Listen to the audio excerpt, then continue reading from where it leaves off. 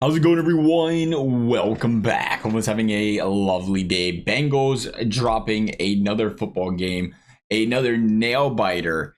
The one to the Ravens 35-34. For me personally, not really worked up about it, not really concerned about it. It's one of those games kind of just had it chalked off as a loss. They've had a hard time in Baltimore. You kind of plan for it, and they played miraculous in Baltimore against the best offense in the league, best pass defense or rush defense in the league. I mean, this is a really good football team, a premier football team in their house. Bengals played them tough. Bengals moved the football, made some big explosive plays, even with Joe Burrow being pressured 48% of his snaps. They still had two big touchdown passes. Joe Burrow throws for over 400, and that kind of situation and that kind of environment, impressive. And just knowing that this is a Bengals team that historically, just like the Super Bowl run, they'll reel off 8 straight. They'll reel off 7 straight. They are a November and December football team. They kick things into gear there. They are currently 4-6. You win out. You go 11-6. You're going to make the playoffs. You lose one game, 10-7.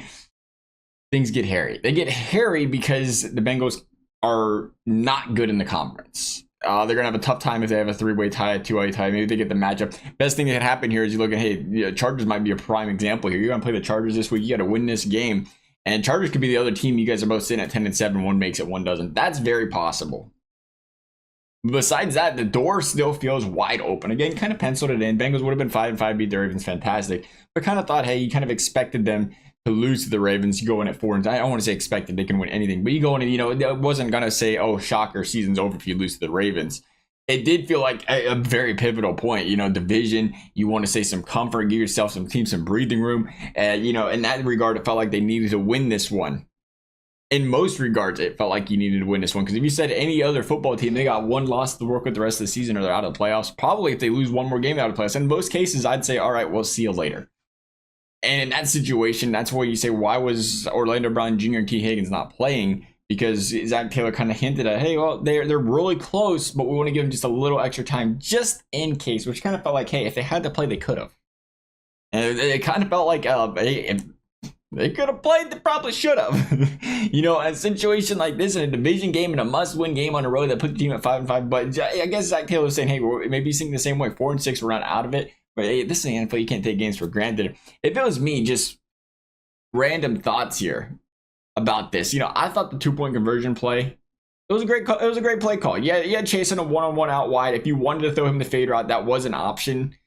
The thing is, you know how those plays are. It's bang bang. It's 50-50. Do you want to take that chance with the game on the line when you can take a high percentage play, 5 yards away from your quarterback? He just throws it quickly to a guy getting some separation. They created a play where it did. It got Tanner Hudson some separation. Was it a lot? No. Was it enough? Absolutely. If Joe Burrow gets that football down just this much lower, he's catching that football for a touchdown. Instead, it's going off his fingertips, can't catch it. But you look at a play like that and say, hey, what else could you do? You knew the Ravens were going to be all over Jamar Chase. Surprisingly, it wasn't over him as much as you would have thought. Besides that, they don't really have anybody you can, maybe Gesicki, they was double covering him. There ain't really that guy on this team that you can trust like that, just because Joseph has been very inconsistent. Burton you're concerned about. You're still kind of, you don't trust Burton. He's getting better. I really like what we're seeing out of Burton, but you don't trust him with the game on the line yet. Again, Joseph having those issues there. It's really Jamar Chase. And that's where you say, hey, if T. Higgins, he was worried about him playing, get him hurt. What was you losing, though, by having him active on the roster? And then if that time came, a situation like this, if he had to play, you put him on the field. At the very least, he's a decoy. Because, you bring T. Higgins out there on a 2-point conversion and Jamar Chase out wide, you're not going to double both of them. And more importantly, you might not double Gesicki. And then all of a sudden, Gesicki is your premier target there. He gets open for you real quickly.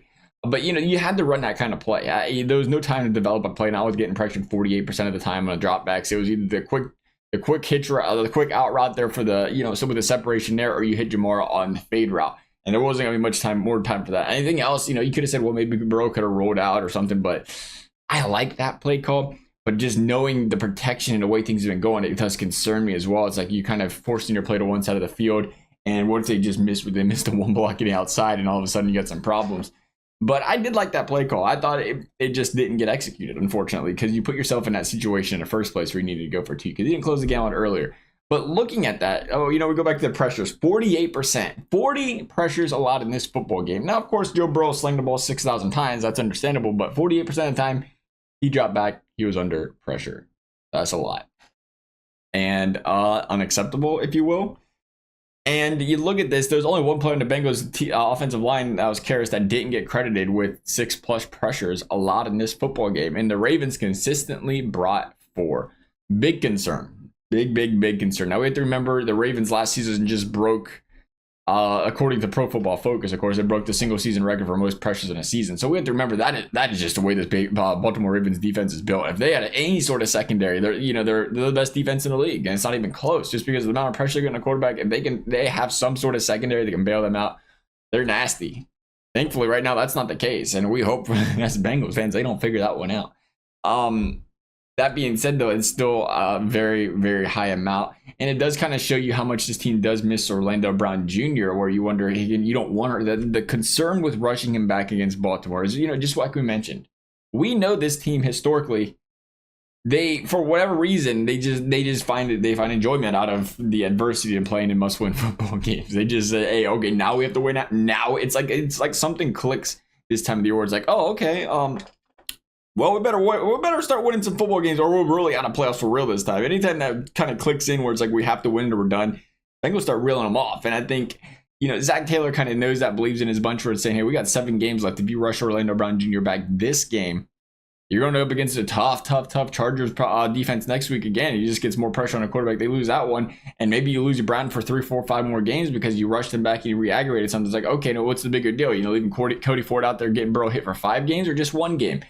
And I think that's, to put things in perspective, I can understand why you say, let's be patient there. The T. Higgins thing, though, is interesting because I just thought, they use nobody. They didn't really have any other game plan for another wide receiver. And I guess that's the same story, though. Like, man, we're so depleted without this guy. We take the chance without him. So I can see ZT's perspective there. But Orlando Brown Jr., as I mentioned, 40 pressures last night. He's allowed 8 on the season. He's been excellent in a pass blocking game.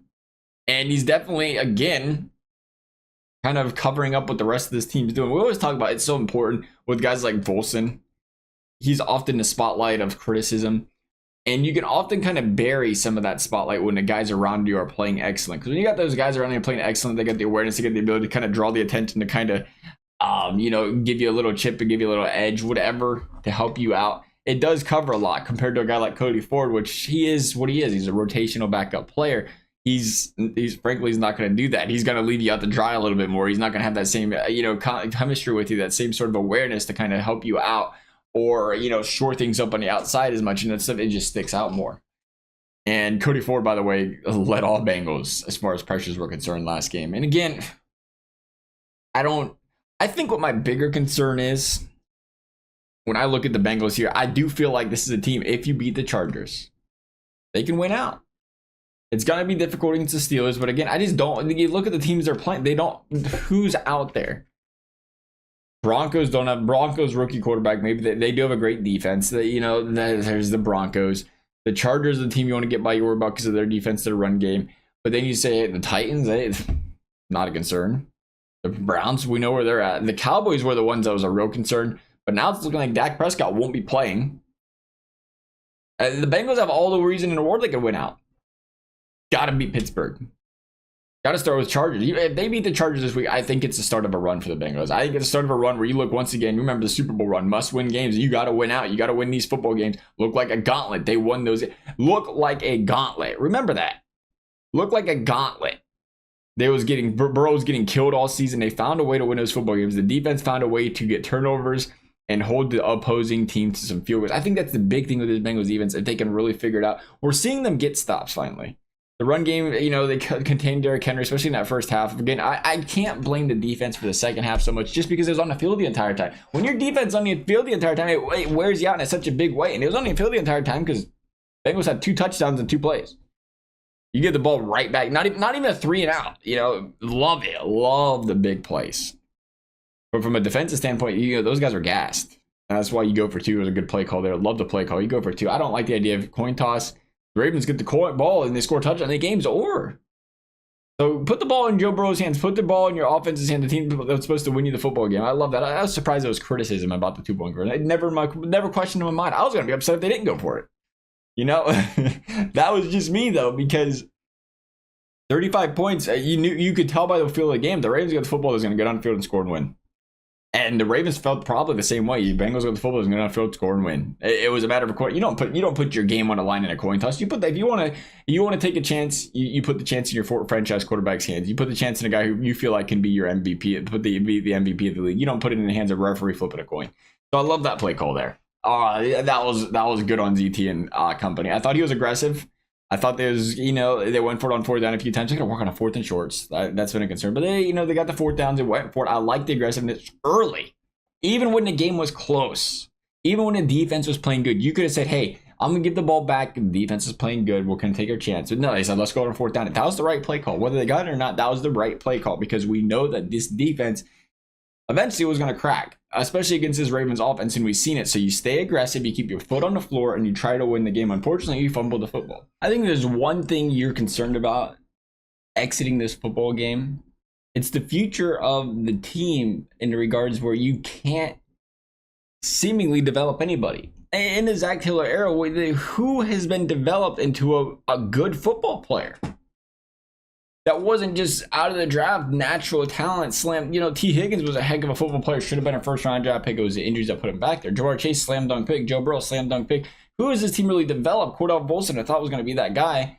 Having his woes. Amarius Mims, we're still waiting to figure it out. We know he's young. He's got time to figure it out. We got time to improve. But it's been 6 years. And it doesn't look like there's anybody coming up in a secondary. Again, like Jordan Battle, we'll see what happens there. There is some solid players. But there hasn't been any, developed dominant players. You don't look at this team and say, okay, this is the next young man coming up that's going to be good. And you got to have those guys. You can't afford to put all your money in players in free agency. And right now, that's the concern with the offensive side of the football. Right now, Burton couldn't be the guy. At a point in time, we thought Yosivas could be the guy. But, when you see Higgins go down and it's the Jamar Chase show, which, hey, that's great. But you still expect somebody that's an average player, a Tyler Boyd type. I don't want to call it Tyler Boyd. Average is great at the time, but somewhere in the middle range that you don't really need. You don't need two elite wide receivers. You don't need T. Higgins and Jamar Chase. You don't. You need comparison. More of a. I don't even want to say Jalen Waddle. That's probably too high, but just somebody that's a mid-tier, high end too, makes it workable. But it just doesn't feel like they developed that. They haven't developed somebody in the offensive line, and certainly ain't got it in the secondary. That's my concern, is how long do you get 6 years? How long do you give this coaching staff and this scouting department, whatever, the opportunity to kind of develop players without it happening? Because 6 years in and Joe Burrow is still getting crushed after all these injuries is a concern. Of course, one player getting injured, I get it, but that was an across-the-board domination of the Baltimore Ravens defensive line. In a game, you would have thought they'd be gassed. When your quarterback's throwing the ball 60 times on the offense, feel as much as they were, you wouldn't think you'd be getting 48% pressure rate just because they're getting worn down. They're gassed out, but they were still getting to the quarterback with ease.